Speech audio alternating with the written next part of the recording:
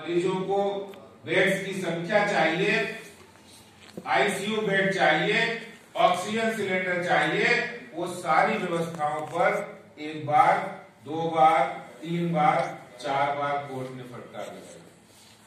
मुझे ध्यान है वो दिन भी, आपको भी ध्यान होगा, जब दिल्ली के उप मुख्यमंत्री, जो सरकार का काम है लोगों की मदद करके ढांढस बनाना, उस समय उप मुख्यमंत्री जी बाहर आके वो कह रहे थे कि आप दिल्ली वालों को इतना भयभीत कर रहे थे कि कोरोना का संकट और कहर इतना बढ़ने वाला है कि आने वाले 30 सितंबर को दिल्ली के अंदर 5 लाख केस हो जाएंगे। आप सोचिए, मुझे ध्यान है, मेरे पास एक एक वो तारीख हमें याद है कि किस तारीख को अरविंद केजरीवाल ने क्या कहा था, किस तारीख को उनके मंत्री सत्येंद्र जैन ने क्या कहा था, किस तारीख को उनके मंत्री उप मुख्यमंत्री मनीष सिसोदिया ने क्या कहा था। और उसके बाद दिल्ली में जो भय का वातावरण हुआ वो सब लोगों ने देखा, वो भय का मंजर देखा कि जब दिल्ली से लोग भागना शुरू हो गए, दिल्ली से पलायन शुरू हो गया था। और उस पलायन में इनकी भूमिका थी, आम आदमी पार्टी की भूमिका थी। इन्होंने अफवाहों का उस समय बाजार गर्म किया जिससे दिल्ली से लोग भागने लगे। और उस समय भी अगर कोई आगे मदद के लिए आए थे तो केंद्र सरकार आई थी और भारतीय जनता पार्टी के कार्यकर्ता आए थे। जब सरकार का काम था लोगों को ढांढस बनाना, लोगों की मदद करना, कोरोना संकट कोई एक किसी देश में, एक प्रदेश में संकट नहीं था, पूरे विश्व का संकट था। और इसको बहुत अच्छी तरीके से, सूझबूझ तरीके से केंद्र सरकार, प्रधानमंत्री नरेंद्र मोदी जी के नेतृत्व में उसको देख रहे थे।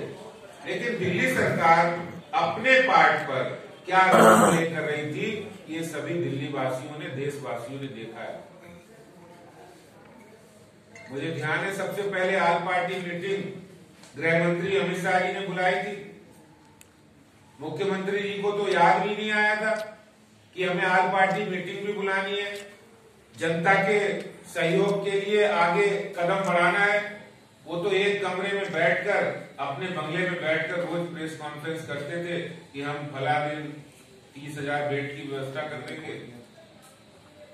क्योंकि जो नियत है और नीति है वो सिर्फ और सिर्फ बयानबाजी है, सिर्फ प्रचार है, सिर्फ अपनी बातें कहना, उसका इम्प्लीमेंटेशन हो रहा है नहीं हो रहा है, उसका जमीन पर कुछ क्रियान्वयन हो रहा है नहीं हो रहा है, ये आज तक इस सरकार ने सोचा नहीं। क्योंकि वो जिस कारण से और जिस अपनी क्वालिटी की वजह से आए हैं वो है सिर्फ प्रचार प्रचार प्रचार।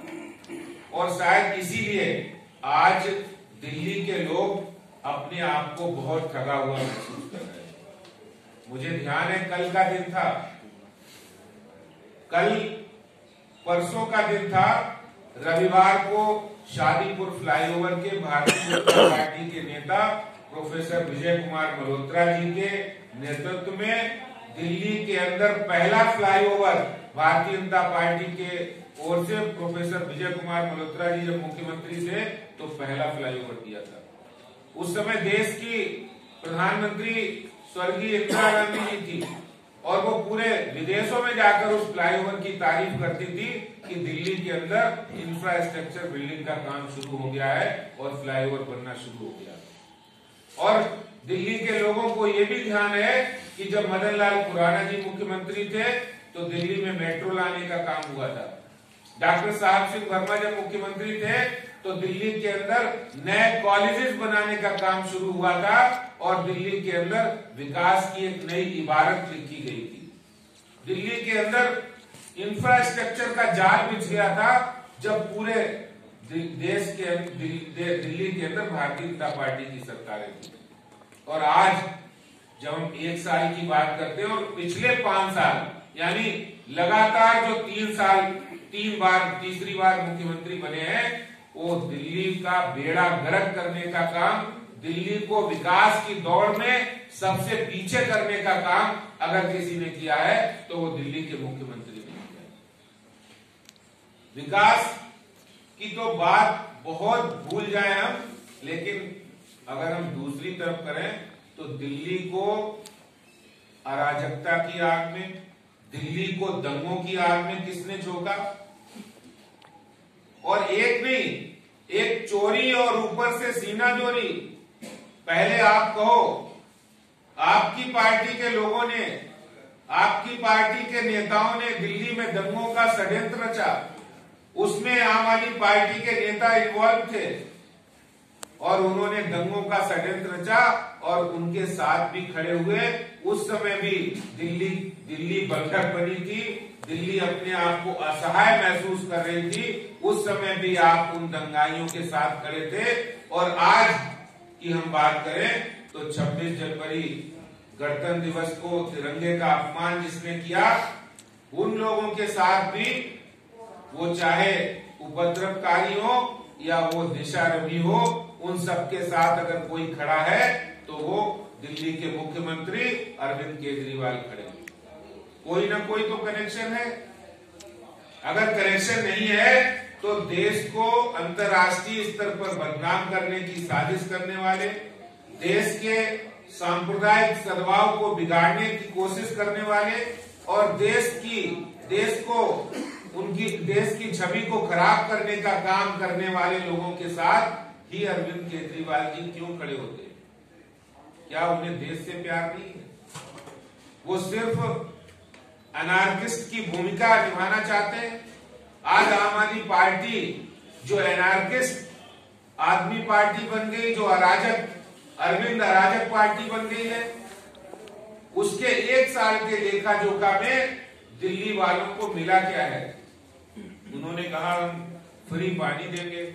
आज जल बोर्ड के जो बड़े बड़े बिल आ रहे हैं उससे लोग परेशान हैं। साफ पानी नहीं मिल रहा है। 26,000 करोड़ रुपए जो उन्होंने दिल्ली जल बोर्ड के अंदर जो लोन के रूप में दिया था, उसका कोई हिसाब किताब जल बोर्ड के पास नहीं है। और भारतीय जनता पार्टी ने जल बोर्ड के घोटाले की जब बात कही तो उनके मुंह सिल गए हैं, मौन हो गए हैं। मैं उनको डंके की चोट पर कहना चाहता था कि जिस समय उन्होंने भारतीय जनता पार्टी के ऊपर आरोप लगाया था 2500 करोड़ का, हमने डंके की चोट में अखबारों के अंदर विज्ञापन दिया था, उसका स्पष्टीकरण किया था।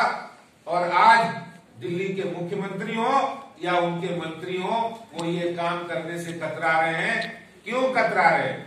मैं सवाल पूछना चाहता हूं, आखिर दिल्ली के मुख्यमंत्री जल बोर्ड घोटाले पर अपनी बात क्यों नहीं कर रहे हैं?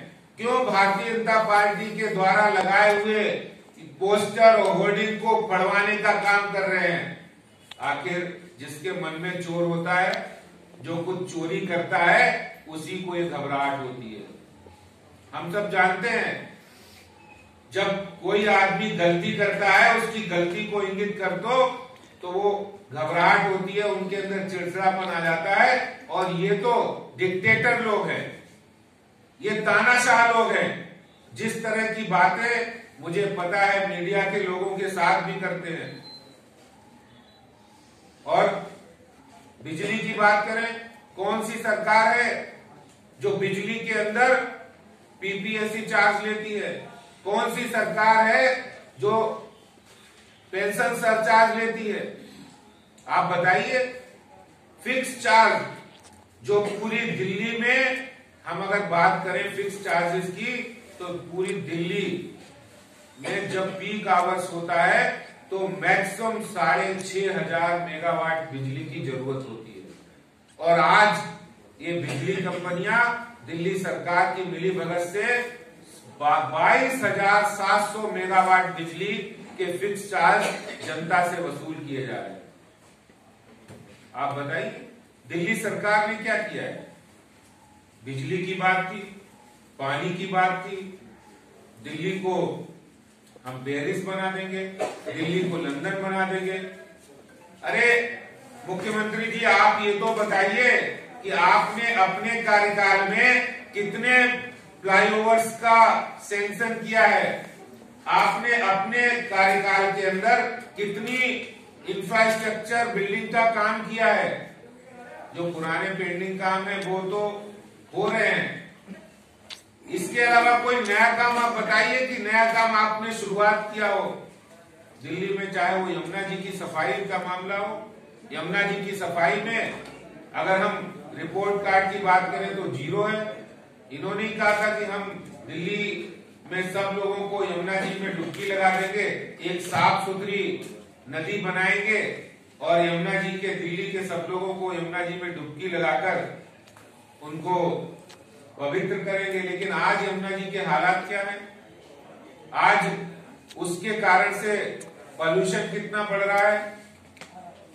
आप पॉल्यूशन पे भी काम नहीं किया। आपने पॉल्यूशन पर जो 24 घोषणाएं दी थी 2018 में, उन घोषणाओं में एक भी घोषणा पर अमल हुआ तो बताइए आप। आपने कहा था 1000 इलेक्ट्रिक बसें आएंगी, आपने कहा था कि 6 करोड़ पौधे लगेंगे, आपने कहा था लास्ट मील कनेक्टिविटी होगी, आपने कहा था कि सोलर पैनल, सोलर एक्टिविटी बढ़ेगी, लेकिन कोई भी तो काम बताइए। जो इतने बड़े बड़े एडवर्टीजमेंट दिए हैं, अरे दिल्ली की जनता की टैक्स की कमाई का बेजा इस्तेमाल बंद कीजिए।